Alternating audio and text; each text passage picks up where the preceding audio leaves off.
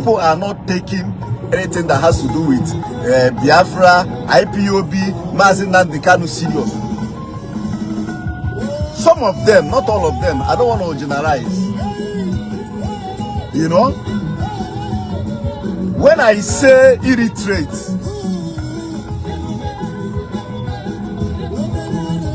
people that are like, don't reason with their common sense. I remember it should be 2018, or was it 2017, or maybe 2019. That was when I vowed that I can never be part of all these things. I can never speak in all those things. That was the first time they arrested Mazi Nnamdi Kanu, that they declared sit at home. I was among the people that are against that sit at home from day one.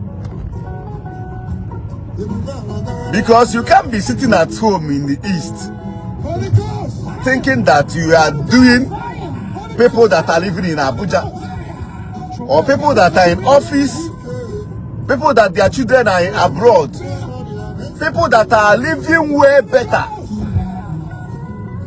There is no way that sit at home will affect them in any way. Instead, it will be affecting us. I was among the people, if not the first person, that kick against that sit at home. You know, when they started it all, some people thought it's a joke. Some people thought it's just normal, common threat or whatever.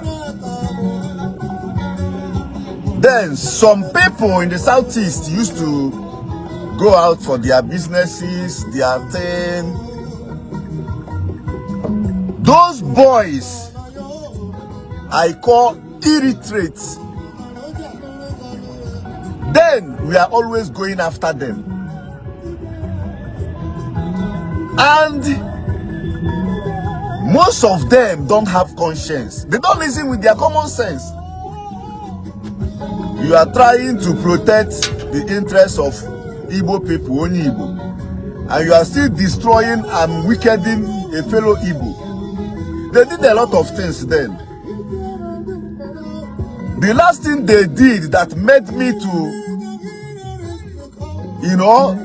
stop engaging in whatever that has to do with all those things on social media is the day they went after a lady that is selling all these mama puts, all these mama them that used to sell mama put on the road, push rice, stew beans on the wheelbarrow.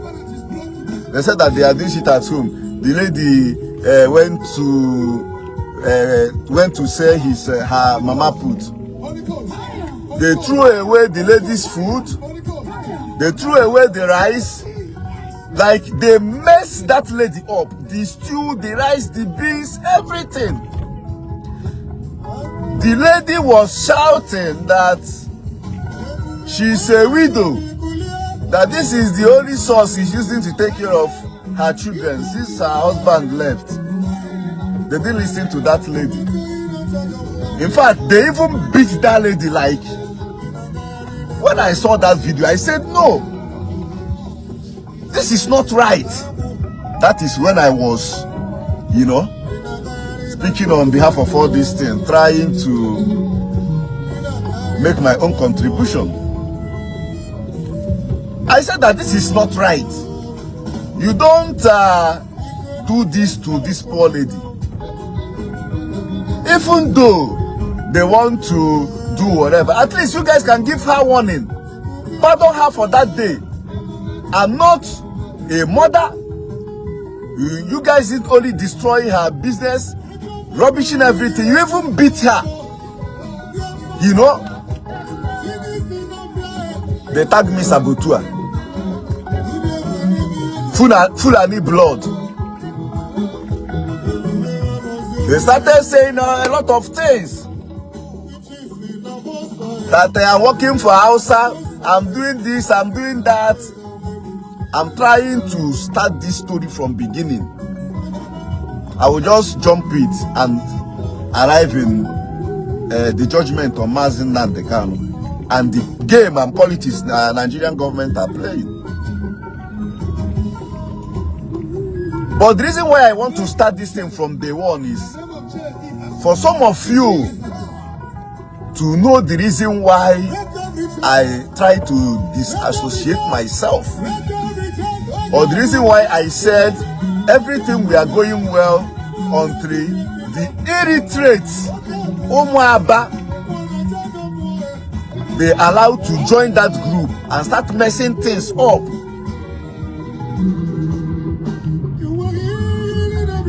They are one of the problem of Mazi Nnamdi Kanu, if not the main problem of Mazi Nnamdi Kanu. You know?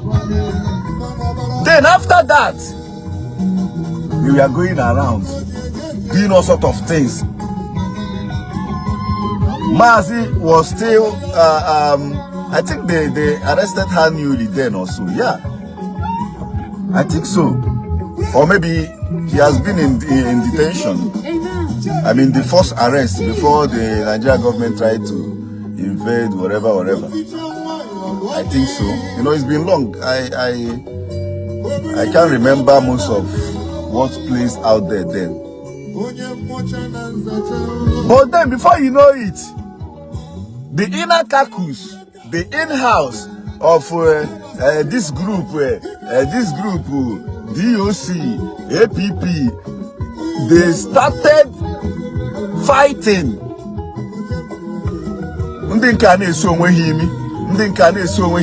Before you know it, everybody have their own group. The autopilot, the IPOB, the Biafra Liberation Army. Oh, what was the no? All those things are same people that are fighting for one thing. You know? And then they always say that the main problem is money. And of course, money should be the main issue.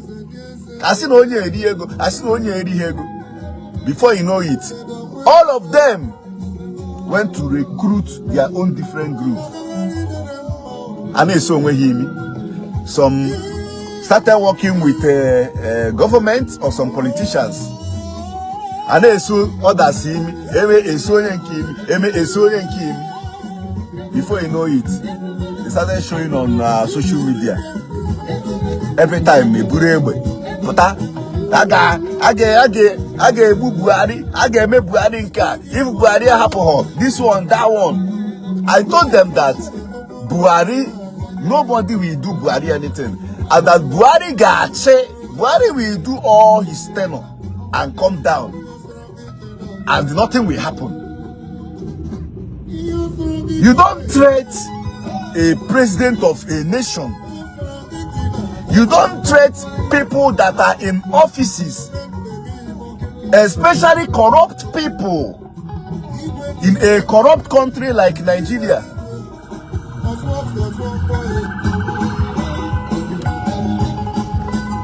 Especially in a corrupt country like Nigeria.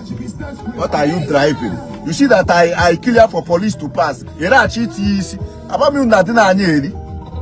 If you don't police news or have free on their side, give one a tea quiz. Una this driving process. Madega gidereba isi ache back here. Maybe one die. You know, you don't threat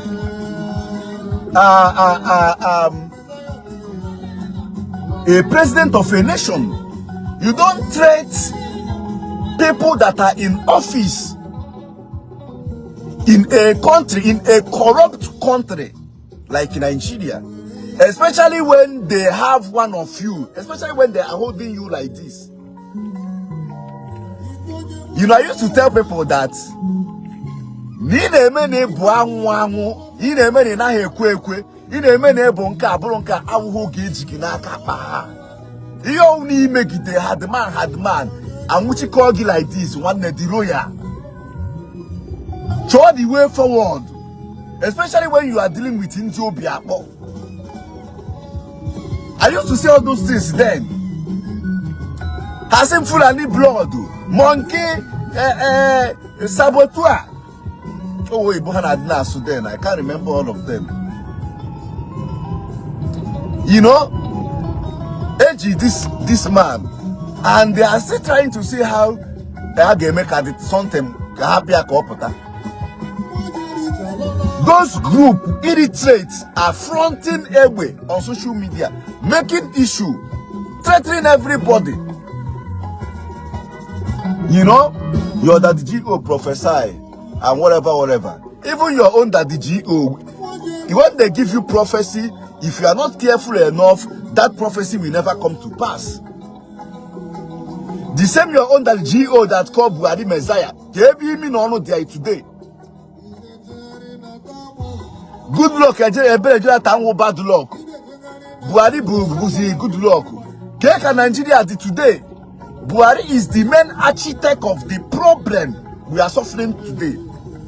Buhari started the foundation, and Ndigbo came in and continued from where Buhari stopped. Your own that the GO are the ones that put Buhari on the second tenor. So tell me that nonsense by prophecy. Any prophecy, don't stand strong and guide it. It will be hijacked. I'm not a baby Christian, and I'm not stupid and fool like you guys here. You know, most of you shouting prayer, Christianity, absolutely know nothing about spiritual aspect of life. You clearly know nothing or how it works.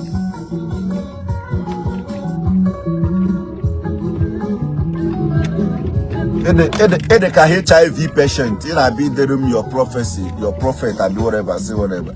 Thunder fire you there. Your own GO, all you have the main problem I am in Nigeria today. Buhari are going good luck or bad luck.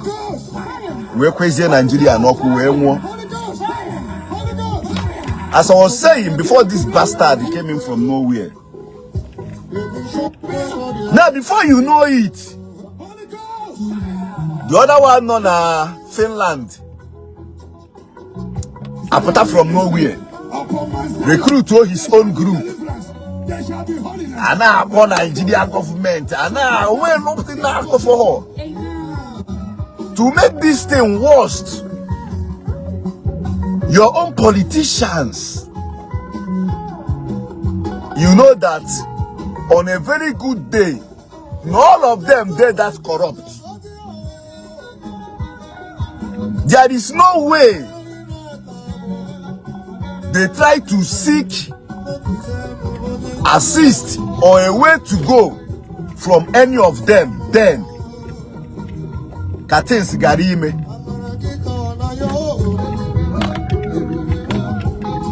Everybody I turn out to saboteur. Everybody I turn out to betrayer. You know, social media made me to understand that any day Fronya a baby go make ye sure on him and make sure you have your own evidence. Don't join Nasekwa no nya surimi onya menke onya emehonka.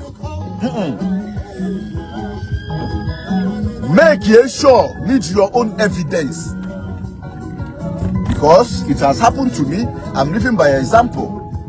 If some bastard will always come on social media and tag me what I clearly know nothing about, and you see some bastard believing them, then why must I believe that? That patana asina hope who's of them buonyenka onebunka why must I believe it?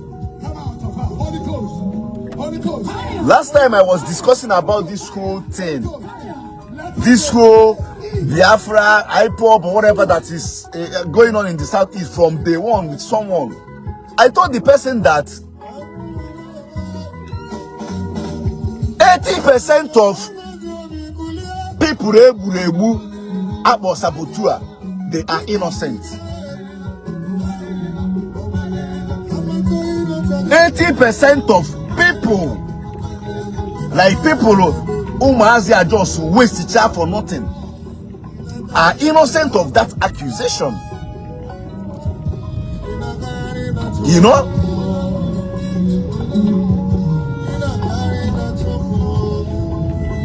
A lot of notable people able today are innocent of those accusations. Please, they have not sentenced him, this one, that one. The thing is that you guys don't even know the government you are dealing with. Some of you don't know how those things work. Sometimes, most of you used to behave like Nobohayin Chanine Kamu Nime Nigeria. Obohayin Chanine Maka Nigeria systems ya work.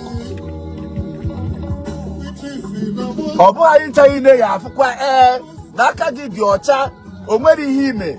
But I get you take it here. I got turn everything upside down, my take it here. You see, they never sentence him. This one, that one. You don't know people you are dealing with. You know? And sometimes I used to blame Mazi Nnamdi Kanu because me as a learned person, in a case whereby you have been using one tactics to approach a particular something for years, and you see that this thing is no longer working, or maybe after all these years, the same thing is still happening. Sometimes you need to change tactics on how to counter that particular situation. You know?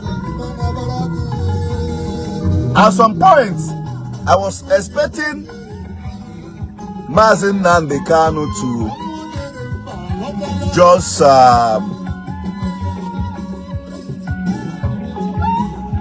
like change the way he has been approaching Nigerian government. In terms of all this, I will do this, this one will happen, that one will happen, and this, it won't car, it won't car. One age in a car. You can let me do okay, pota. More especially, now you know that you have a lot of betrayal. A lot of people you trusted have betrayed you. A lot of them. I was expecting him to approach this whole issue in a different way. I'm not saying that he should allow himself to be compromised. Maybe for them to bribe him to stop talking about whatever. But there is always a way to counter any situation you find yourself in. You know? The reason why at the drop Michael Azokome, I don't know if I'm getting the name right, I don't know. The reason why Eji drop Barrister Ejiofo, I think that is his name, I don't know. To be honest with you guys, you see these barristers that are representing Mazi Nnamdi Kanu, I trust them their capabilities. I trust them their capabilities. Because the Niger I know, the Niger system I know. Ega chokwanjoku neru no. Mama the way, mama the people way no person. And all of them, they are never the same corrupt for you to excel or for you to get a result as far as Nigeria system is concerned. I don't know if you guys are getting what I'm saying. I trust the capabilities of Mazi Barrister Maswek or something. Mazi Nnamdi Kanu. The reason why they drop Ozokome and Ejiofo, I don't know. Mano Kweike. In your chakwa ofuma. Oruka false allegation. False allegation. Asiriakora akudisi ha. Efiri ene ezoku mereji drop ha. Because Ndigbo bae danger. Ndigbo bae ma danger. Ase na ase without evidence. Emego Ndigbo bae 30. I never expected them to drop Mike Ozokome and Barrister Ejiofo,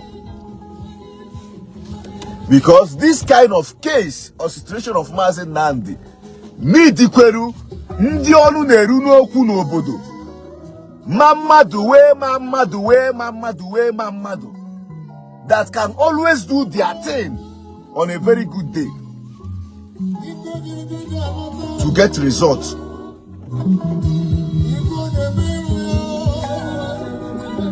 You know, I'm not trying to talk down on Barrister Maswe and the other legal representatives of his, but Niger, the way I understand Nigeria system, abuho ebi ya no na-eme na aka gị dị ọcha osi gosi gị ro gosi gị akwụkwọ kwuru nka gosi gị ebe a nọ kwuo nka gosi gị ebe a nọ kwuo amacha na we ebe kwuru that thing. They knew that something like that exists. They knew that they are trading in a wrong way. Hammer. But nwanne, you get why. Onwe go full oga or one or two persons agejikwe makia where eba he na asi eba is like this, eba dey like this, eba dey like this. I jump where mayor like this. I don't know sometimes if some of you are thinking that you guys are in America or Canada or UK. You don't know the system you are. Niger system, the systematic of Nigeria, Kenacho justice. Kenacho keme he kokoroto. Kine timbu. Oh Lord. Nwanne, onwe ebo geru. You have to walk the way that system is working to scale through. If not, age buwagazu. The other man, nke Yoruba na yana Ndi Yoruba nation or Yoruba Mazimo Yoruba nation I can't remember what they are agitating for them. The Nigeria government declare wanted or something, called them the arrest. Release ya. Before you know it, I seen out for this country dedicated Lagos, Benin, Cotonou or something. Before you know it, in the Yoruba, no fair Germany. Sunday go. Sunday go. Nobody is speaking about him anymore. No, a free man call now.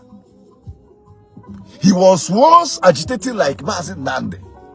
Manahama kuyaro die. We were for nka. You know? Ola yalu, or pipe wolo. For how many years now? Where's where Nekute here Basaro Sunday go or whatever. So sometimes I don't know if some of you don't understand the system we all are practicing in Nigeria, or that you guys are thinking that anything will make the system to change. Go for nothing there. I say Nigeria go better. Nigeria can never be better. That means they talk am.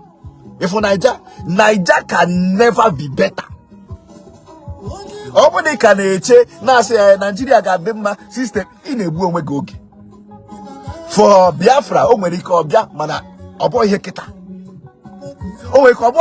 This generation call Abia. Yes, because as far as I'm concerned, we have some wicked politicians, we have a corrupt system, and we have evil politicians from our own tribe. I went do job the politicians who Igbo. Not one of the same Abuja with them. They confirm corrupt. But if things start going well, it will affect them. Or it will expose them, their evil deeds. And they will never allow things to go right. They will never allow some certain things to happen. In eastern part of Nigeria, beside Ndigbo, because that is where they are benefiting from. Unless a Kwamureka thunders will strike ya Bobucha hat. Unless Kwamureka thunders will Bobucha hancha. And the reason this thing will do like this is that bad like this is that those corrupt politicians, those people, the more they are coming out of office, the more they recruit boys. They use the same pattern. All these governors, all these people which go over there, all handle chagoro office. How on at the office, Rocha Kwana. How they make sure no one of their royal boy to continue. All guardian do not boss how on no office. Meanwhile, all their pattern KG. That is how corrupt Nigeria is today.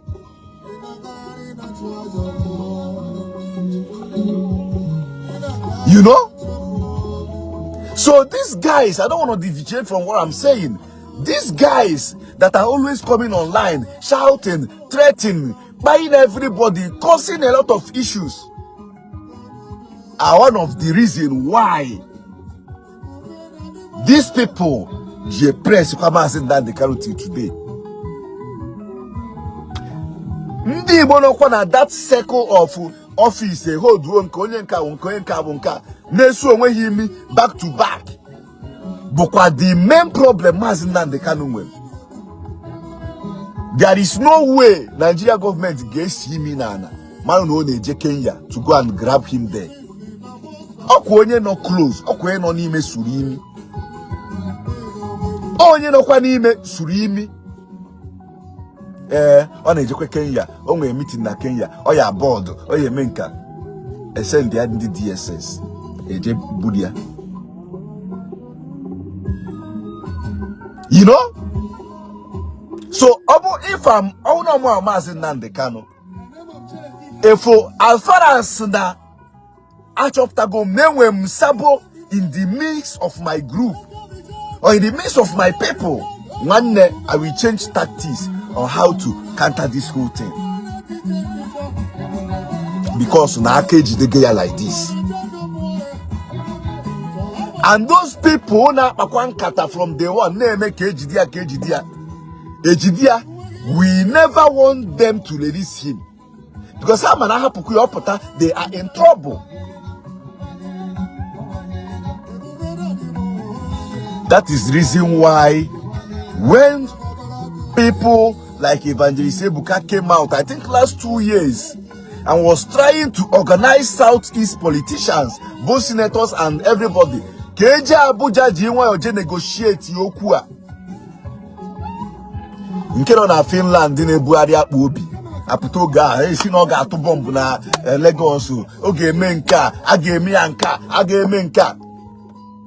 Some all these stouts irritate Juna group. Put us on Facebook. Na age menka, ochoka, meka sna wan release dia. Aponga, Mazi Nnamdi case. This one, that one. All those ones who had CKT that 100 naira put online, na rant. Even the days of the court, you can never see them. Hangucha go gari without sugar. Talk more if we go haja abomote jaboja.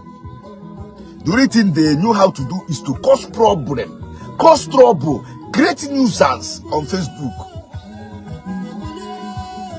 A happy oga apota, this one, that one. How many years? Kono go na detention. It's not proper. Get a I get sentence, I got a sentence, I get sentence, I got a sentence. If you know, Kezi Afa, Kiana body yourself, Afa Georgia. Cause they may now go count charges, may use constitution, a quote to whatever. Agahemenka.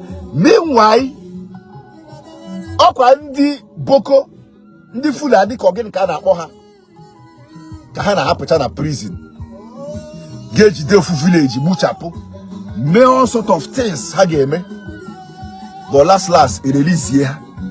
Currently, the country is boiling. Currently, country now boiling. You know? If for the passing away here in Nigeria, if for didn't metere better. If you didn't metere better, like go some of them buy ya don't go do side the mbaga here in name. Because I'm the reason onye buy where root if you na ga no buda that can side ugu. What are you doing there? Continue for na kiriali na have a hondo mado. Country na na ekwu eziokwu wu afọ eziokwu ekpo ihu na. You know? Ana ekwu terrorism. All those people how ma be here na akpokwa this na for on Facebook and strike a video. They are the ones sponsoring all those things. I have military friends. One of them is Jego Kezi eba Ndigbo na-enye nsogbu too much. Agbaye egbe. O jecha abata bofu si no da arozi ami. Kezi ebe o ja mazi mo medu Greek or something. I have military friends. Matter of fact, I'm a soldier, military person can carry oh no. But it didn't let her work out. So I have military friends back home that will always tell you that I just like this, you know, finish. No, what the same Hawaga no kwani huaga. Hane nye this you know na buy situation report. Then it is surprise can report hane nye this no na buy si abakwa Ndigbo hana acho aka. Like hana situation report ebe hana achonde Ndigbo ni mo here na ihe na eme na ekosidi e na afukwa na that inquisible secret ana enye ndị isi no office na buy na na eri ikia ona abakwa na aka ndị their own enemies.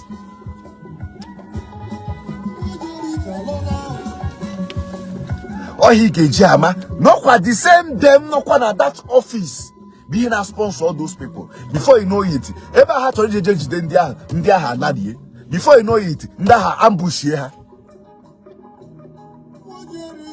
Sometimes I gauge the most of them kebacha like this.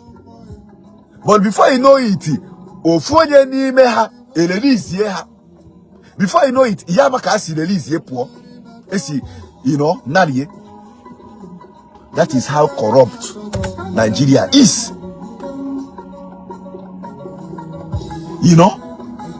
So these people, may hear agitation now, this one, that one, are the main problem. Because at some point, like, or this year no called irritates, behind a push all those things. Eboko Juro irritates, but everywhere. My question is secret yo, and a book online.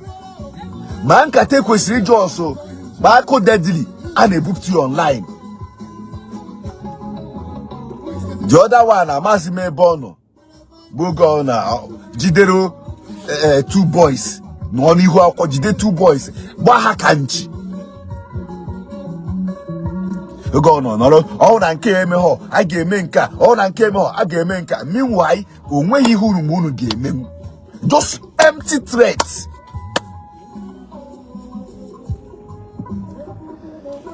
Sometimes, are you guys thinking that the threat near Nigerian government?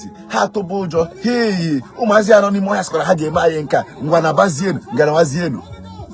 Do you know what it takes for them to be in that office? Or could you feel all these people, all these politicians, how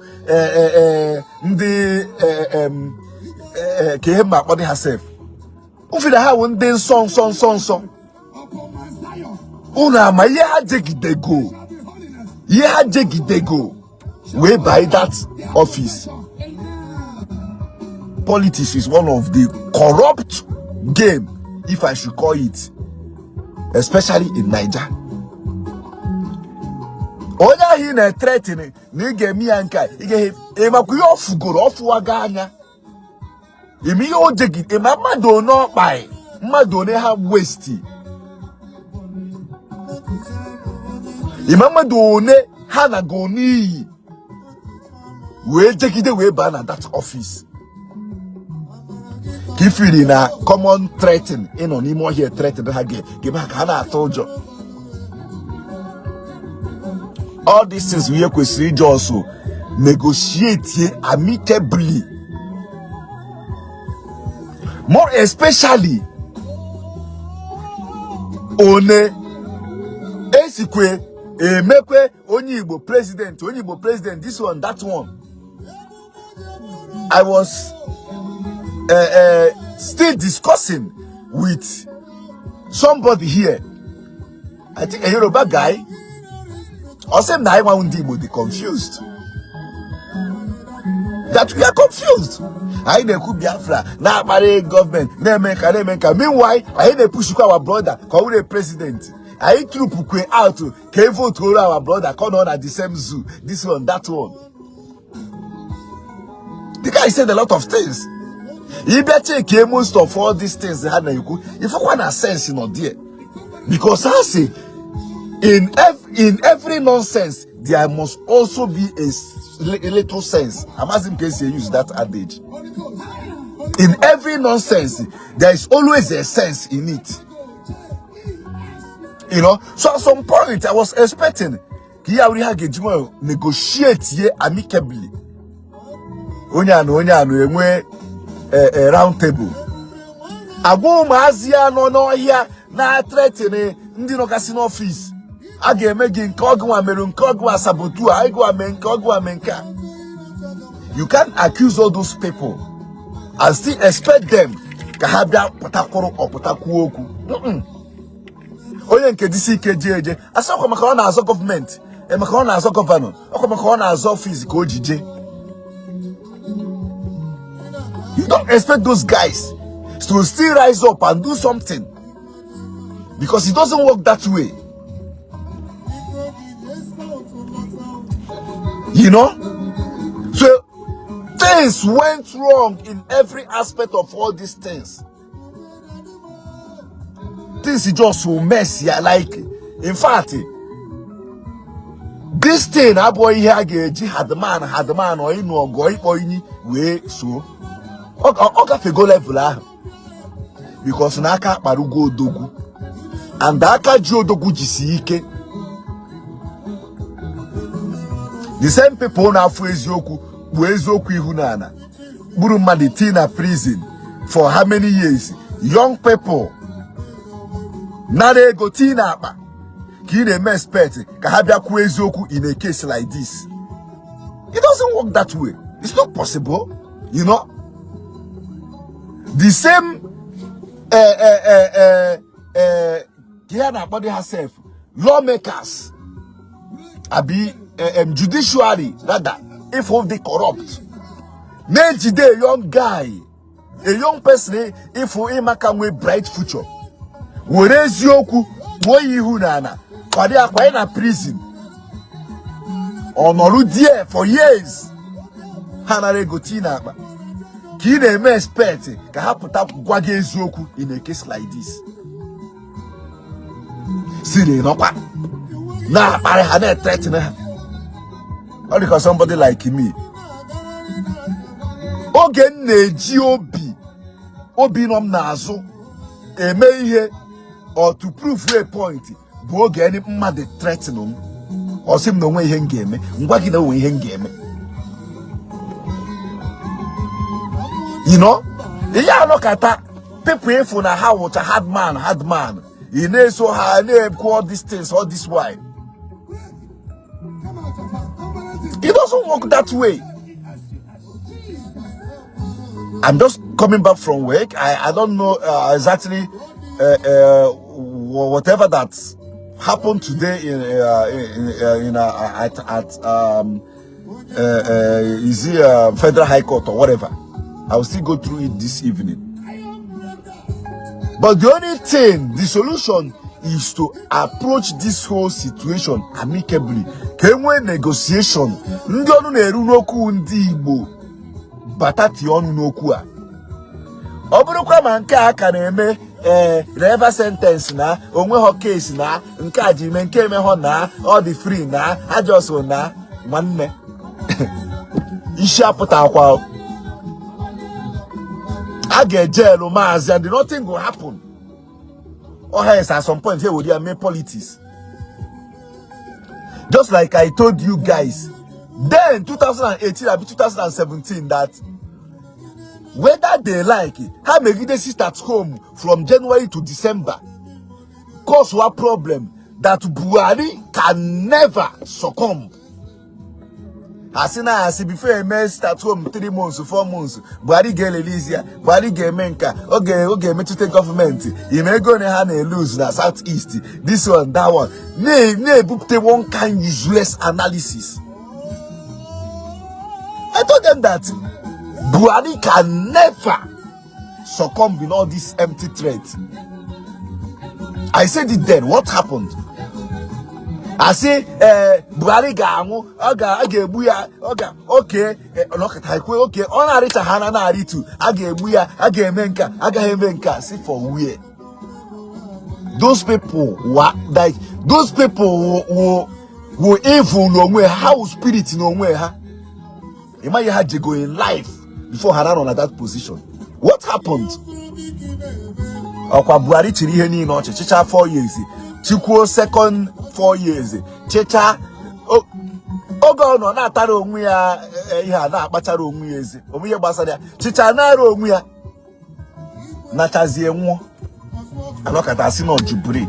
Amanu mo jubiri o. Agogo mu nu nwa no na Sudan. Any day unu fu jubiri n'ụzọ woru 2 by 2 so ya ọsọ. Amanu mo jubiri ko Buhari. Those of you know Sudan. Akwa Sudan. Oh, Sudan. Any day unu fu jubiri n'ụzọ woru 2 by 2 so ya ọsọ. Emecha all those things. Akwa chichari toro onwe ya. Nothing. Empty threat. Simon Ekpano na Finland, New York, name everything. This one, that. What happened today? Nothing. Sometimes, nature. Those people who say that Igbo people are the most wisest people in Nigeria or whatever. Cake has a way analyze. You're like, how do they come up with that? Because the way all these things are going, especially in a country like Nigeria, Igbo people are your wise. I'm after the bias wise people. I'm after bias in the people the wicked. People who are Joby. That's why I'm seeing Igbo people. Not all of them. Some of us. You know? Or should I say 80% to 90% of us are from that wiseness or whatever. You know these things. If you go from day one, analyze here. For me,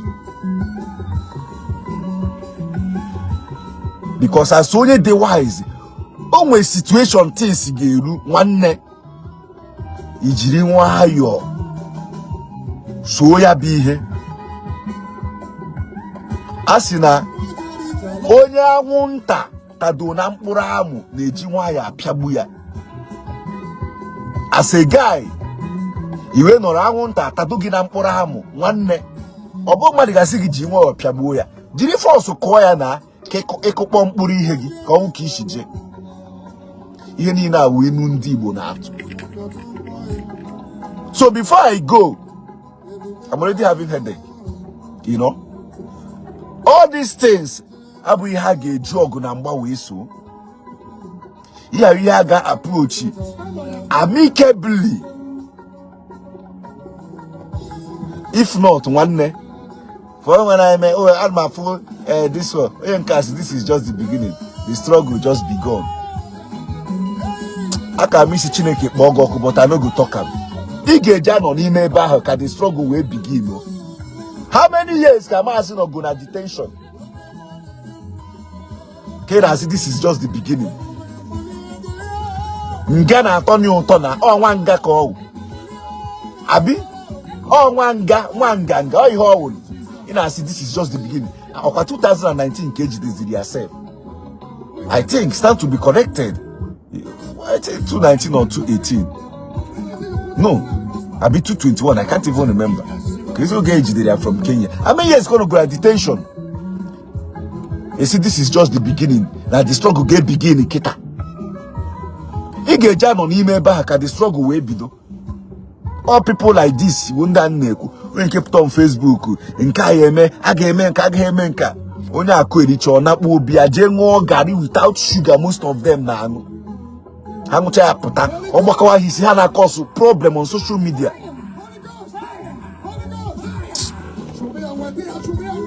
On the one.